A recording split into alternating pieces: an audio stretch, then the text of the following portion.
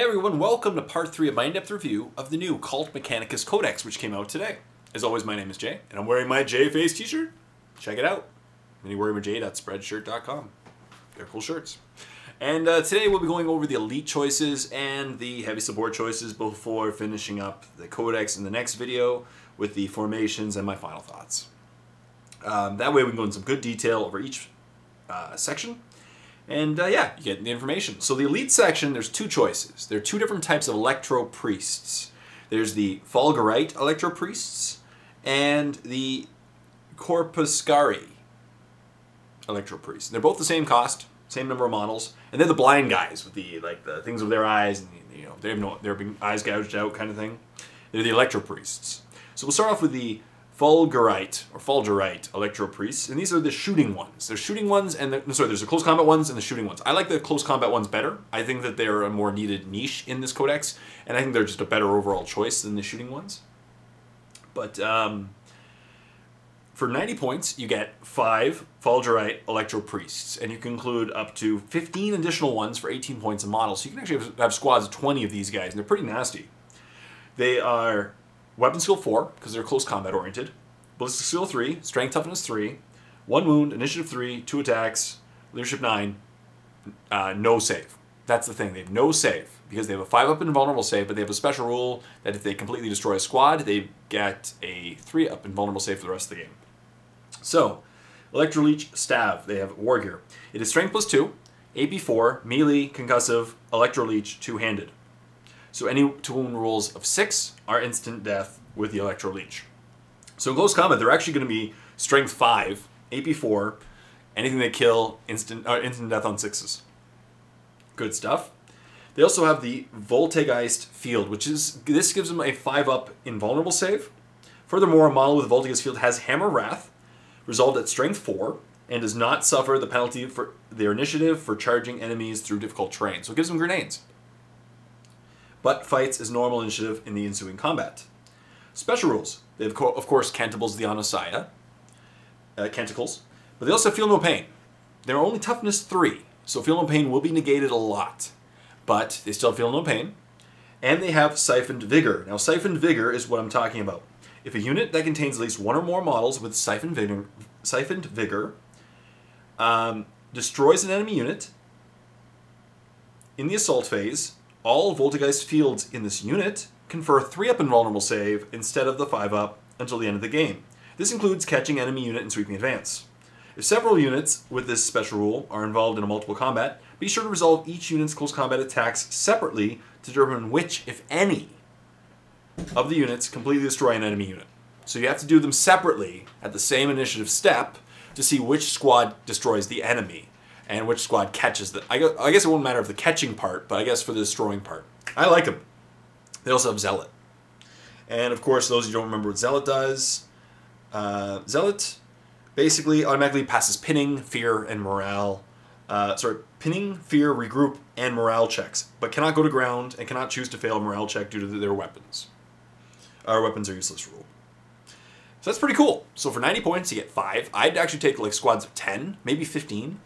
And hopefully basically whittle everything down beforehand, assault them in, and they wipe out the squad, give themselves a 3-up invulnerable save for the rest of the game.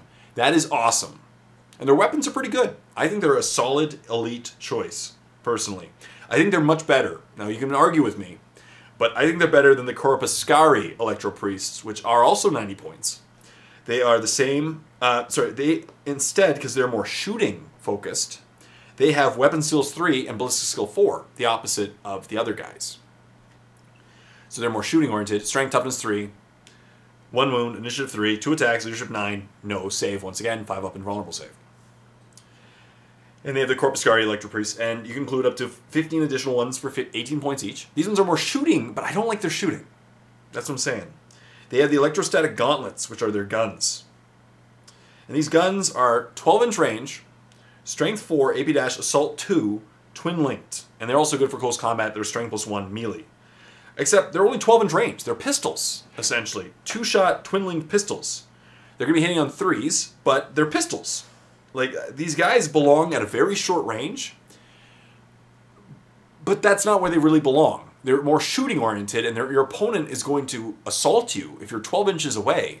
You're not in a good spot, and that's what I don't like about these guys. They also have Canticles of the Omnissiah, Feel No Pain, Shock, and Zealot. And Shock is their rule, and basically, whenever a model with a special rule makes an attack with the electrostatic gauntlets in the shooting phase or the assault phase, each to hit roll of 6 causes 2 additional hits with the target. Snapshots never cause, so it's like Tesla, essentially.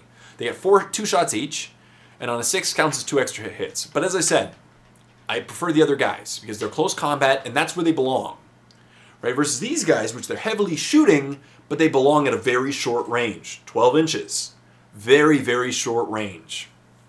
I don't know. Out of all the choice in the Codex, these are my least favorite. But they might have their role. Leave a comment in the comment section down below if you disagree with me or you find a comment for them. So that's the elites, essentially. So you have the Corpuscarii and the Fulgurites. I like the Fulgurites personally more than Corpuscarii, but that's my opinion. And for the heavy support choices, you have one choice. But these are my favorite part in the entire Codex. The robots. You dudes with robots. How can you go wrong? So the dudes with robots, you actually get a Castellan robot. So for 290 points, you get 2 Castellan robots and 1 Cybernetica datasmith, who's the guy who controls the robots. Makes sense. The robots are Weapon Skill Ballistic Skill 3, Strength 6, Toughness 7, which is huge for when you're trying to, so you look at majority squad toughness, your majority squad toughness will pretty much always be 7. 3 wounds, Initiative 2, 2 attacks, Leadership 7, 3-up save. 3-up save! It's pretty solid. They're monstrous creatures. And the Cybernetica Datasmith is Weapon Skill 3, Ballistic Skill 4, Strength Toughness 4, 2 wounds, Initiative 3, 2 attacks, Leadership 9, and a 2-up save. And he's infantry. So the war gear, the Cybernetica Datasmith obviously has Artificer Armor for the 2-up save. He has a Gamma Pistol, which is 12-inch range, Strength 6, AP 2, Armor Bane. That's awesome. Pistol. And he also has Gunslinger. Which I think is Gunslinger. Am I correct? Gamma Pistol. All models with 2 pistols can fire both in the shooting phase. And he also has the Data Spike. So, cool. He has a Power Fist. Solid. And a Refractor Field, giving him a 5-up invulnerable save. So he's a 2-up, 5-up. And he also has Feel No Pain. Feel No Pain and Canticles of the Omnissiah. The robots have Castellan Battlehide, which gives them a 3-up armor save. Carapace mounted Incending Combustors, which are Torrent Flamers, not Heavy Flamers, so they're Strength 4, AP 5, but Torrent Flamers. Nice! So 2 of them. No, just 1, sorry. And then 2 Power Fists. So they're going to be hitting everyone on Strength 8, AP 2, because they're Power Fists. Specialist Weapon Unwieldy. And they also have Carapace mounted the Flamer. They also have special rules, Canticles of the Omnissiah, Fearless, Castellan Battle Protocols, which these are cool. These are different than the... they're kind of like the Canticles of the Omnissiah, but they're battle protocols. And so Castellan robots always begin the game with the Aegis protocol active. You can select a new battle protocol at the end of any of your turns, but it doesn't take effect until the beginning of your next turn. As long as there is a Cybernetica Datasmith alive in your unit. As I said, it doesn't begin in the next turn. So until then, when a new battle protocol becomes active at the start of your next turn, it immediately replaces the former battle protocol special rule. So the previous one. So there's the Conqueror protocol. All Castellan robots in your unit double their attacks characteristic, but cannot make shooting attacks of any kind. So if they're about to jump into close combat, you do this next turn, right? You have to do this a turn ahead of time, though. That's the difficult part. The Aegis protocol, they have Feel No Pain. So they begin the game with Feel No Pain. Their strength, their toughness 7 with Feel No Pain.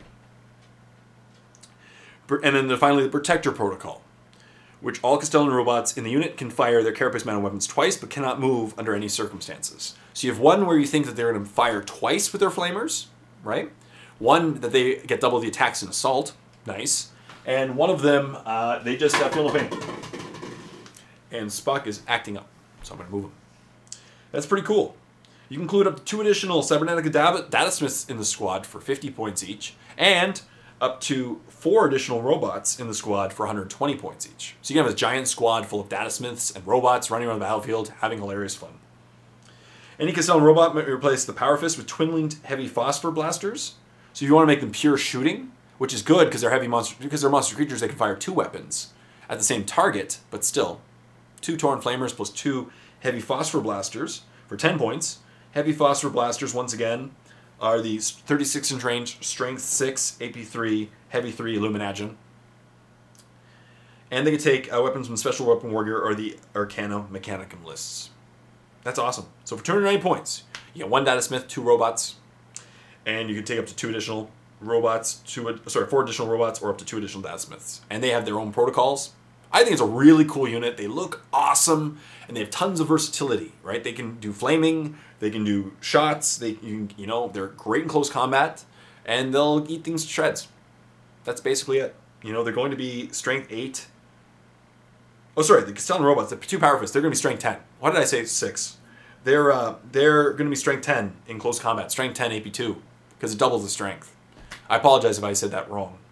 They have 2 Power Fists, so they're going to be strength 10, AP2, in close combat, eating everything to shreds.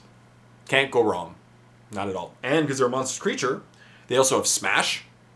So in case you decide to move them away, they still have Smash. So they'll still be AP2 regardless. And they're a cool unit.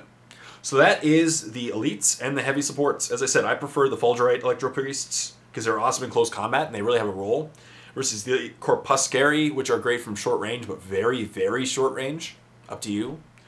And the heavy support choices, which are my favorite model in the entire codex, the robots. So the Castellan Robots with the Cybernetic Data Smith. The Castellan Robot Maniple, it's called. So good stuff.